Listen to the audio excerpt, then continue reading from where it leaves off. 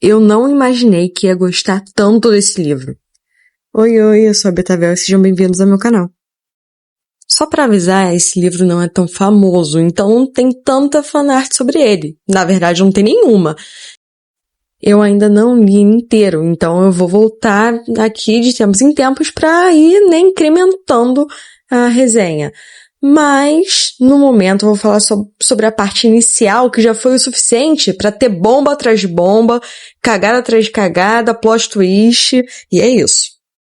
Como eu disse nos vídeos anteriores, a nossa protagonista, Downes Fontaine, ela é indígena. Ela é filha de um homem indígena com uma mulher que tem descendência francesa. A família dela, né, por parte de mãe, é rica, tem loja e propriedades em todo quanto é canto da cidade, enquanto o pai é de uma família respeitada e antiga em sua tribo, que é conhecida como os Firekeeper, né, o sobrenome, que são os Guardiões do Fogo, que são responsáveis por cuidar das fogueiras cerimoniais em casos de luto, falecimento e velórios de pessoas da tribo. A família do pai dela faz parte da comunidade indígena Ojibwe, que fica lá perto do Canadá, que é perto de uma cidade chamada Sault Ste. Marie, e meio que faz fronteira também com uma ilha que se chama Sugar Island. Essa ilha é onde fica morando a comunidade indígena. E as pessoas não indígenas, o resto da cidade, fica, né, em Sault Ste. Marie.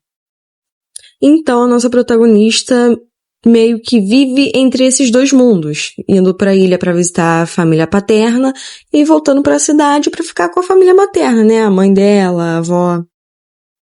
Então, agora que eu já contextualizei, né, o básico, que ela é uma garota indígena que vive, né, nesses dois mundos, nessas duas culturas, eu vou voltar pro início do início da história dela, que é bem importante para mudar a personalidade dela, que foi antes mesmo dela nascer. Então, a mãe dela tinha 16 anos quando começou a namorar o pai dela, que era um garoto indígena pobre.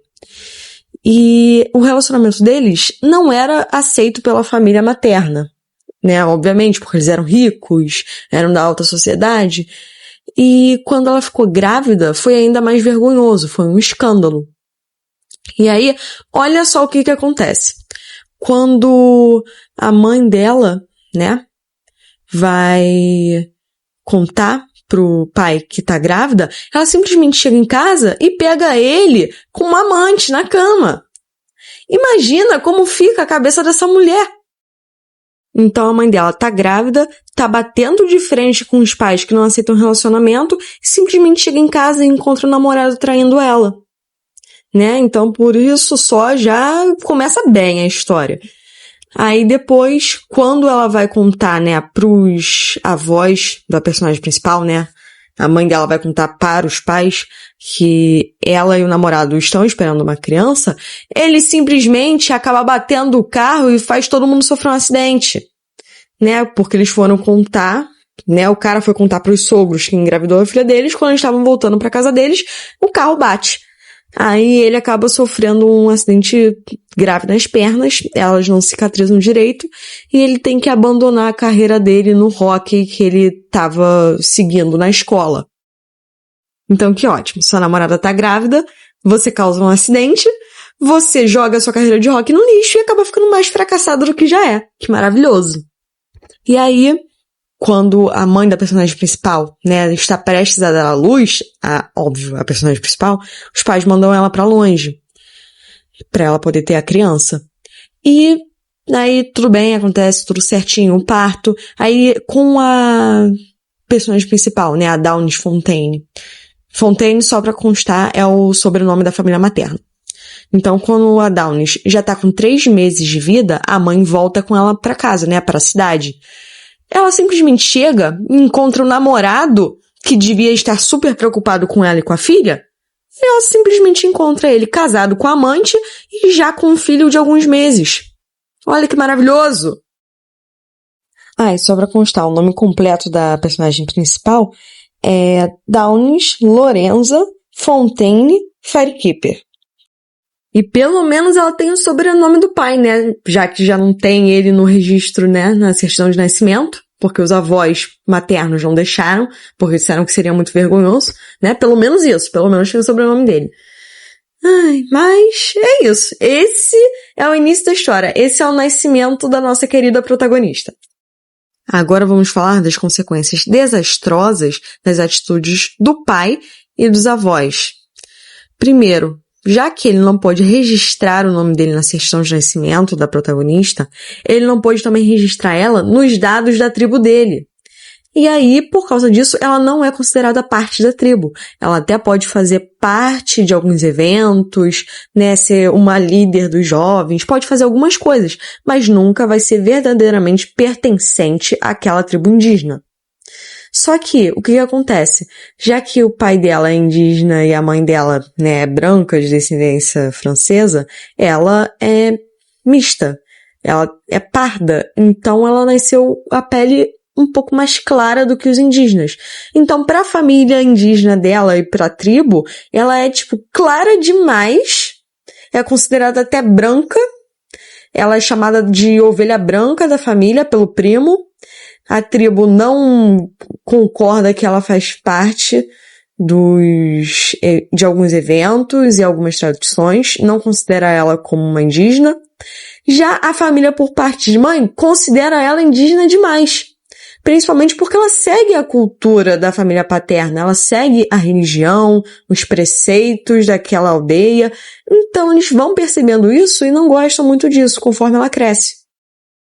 Então a coitada da Downes sofre do início ao fim, porque ela não se sente pertencente a nenhuma das culturas. Ela sente que ela não é considerada o suficiente para ser uma indígena, porque a família dela por parte de pai, mesmo acolhendo ela, sendo extremamente gentil e sendo amorosos com ela, sempre fazem esse tipo de piadinha racista que acaba pegando ela no íntimo. E ela se sente ainda pior porque a tribo quer dizer se ela é indígena de mais ou de menos para poder ser parte deles. E o que me deixa muito pé da vida é que eles sabem da situação, eles sabem o que o pai dela fez e sabem o que os avós fizeram, e não abriram uma concessão para ela. Então acaba que ela sofre por causa dos erros cometidos pela família dela. Aí eu fiquei com ódio do pai dela. O cara nem tinha aparecido no livro ainda. Ela só estava dizendo, né, durante alguns capítulos, tendo pensamentos sobre ele e conversando com pessoas sobre a história dela, ela falava do pai dela. Ou seja, o cara não tinha nem aparecido e eu já tinha um ódio mortal pelo que ele fez. Eu fiquei pé da vida com ele, fiquei com ódio da mãe dele e com pena da mãe da protagonista. Coitada da mulher e com pena da protagonista também. Porque, nossa, ô caçamba. Só que aí depois eu descobri por que ele não tinha aparecido no livro. Foi porque ele acabou morrendo. Porque o que aconteceu? Né? Depois que ele se casou e teve o filho, ele queria arranjar um emprego.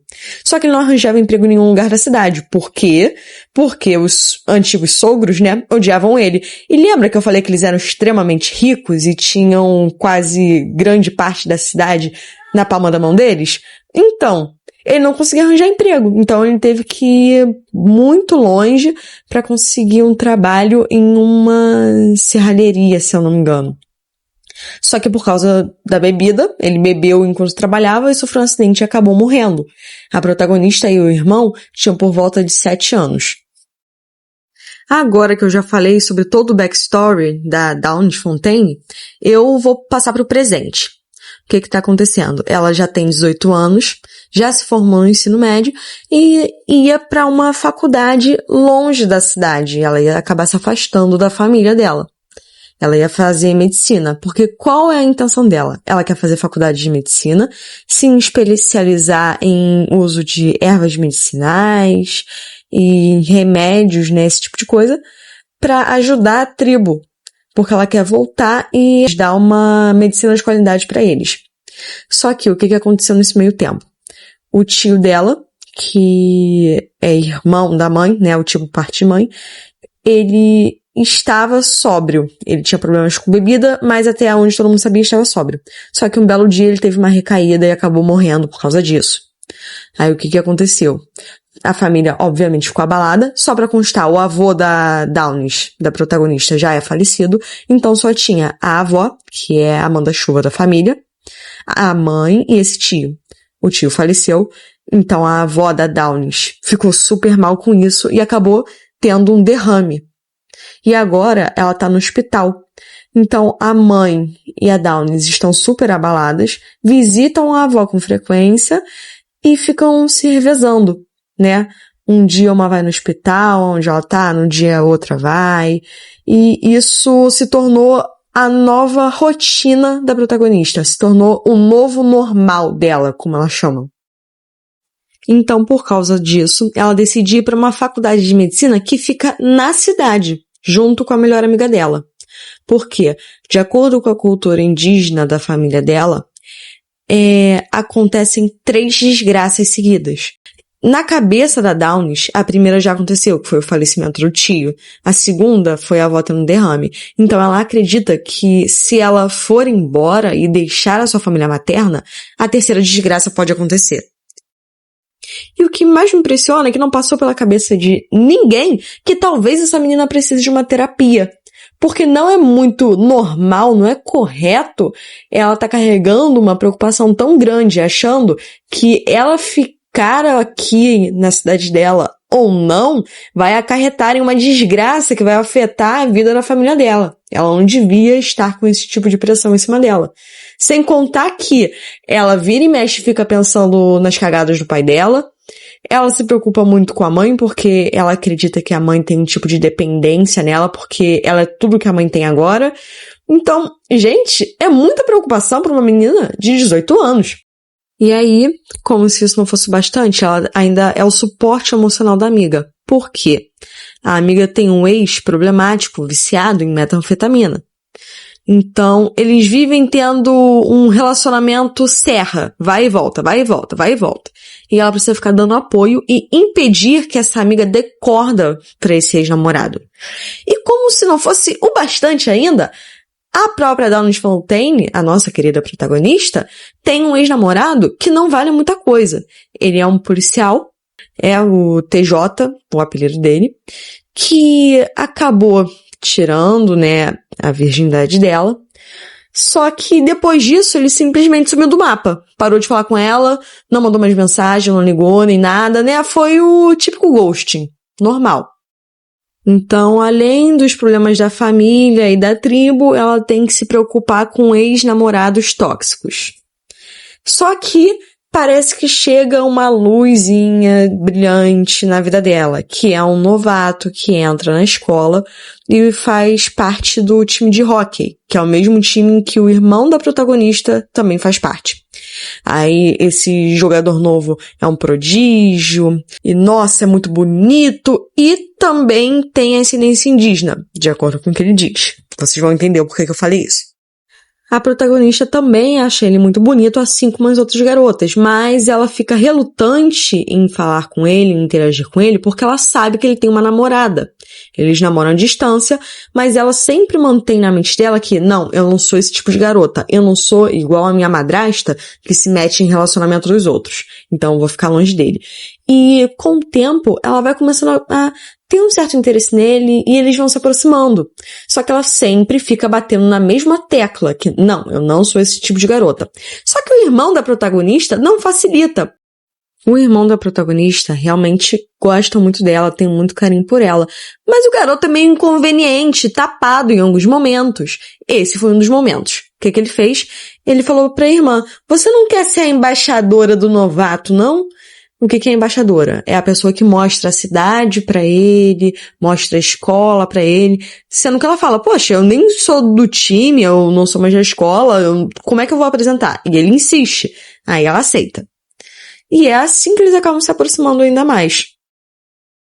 E um belo dia, acaba tendo um festival na cidade que envolve todas as tribos indígenas da região, para fazer um desfile mostrando danças e vestimentas típicas, comida típica, esse tipo de coisa. E ela vai com esse garoto, esse novato. Só para avisar, a partir daqui vai ter 2 grandes spoilers. Então, se você não quiser perder a experiência do livro, sugiro que pare o vídeo por aqui. Acaba sendo nessa festa que o ex-viciado da melhor amiga da protagonista acaba vindo falar com ela de novo. E pede, olha, me dá uma chance, vamos conversar. E ela fala que não, Só que ele acaba sendo um pouco mais agressivo. Aí a protagonista entra no meio e defende, tenta mandar ele embora. Ela, que é uma bela garota esbelta de 1,80, consegue meter medo em qualquer um, sem problema. Só que aí não ia embora, até que a amiga dela falou, tá bom, eu falo com você, mas depois. Só que o problema foi nesse depois. Enquanto a protagonista foi curtir com um boyzinho novato que ela levou pro festival, a amiga dela sumiu no mato com um garoto viciado. E enquanto eu lia isso, eu ficava desesperada, porque já passou um monte de coisa horrível na minha cabeça. E o que aconteceu? Quando já estava de noite, a Downes vai até a floresta pra procurar a amiga.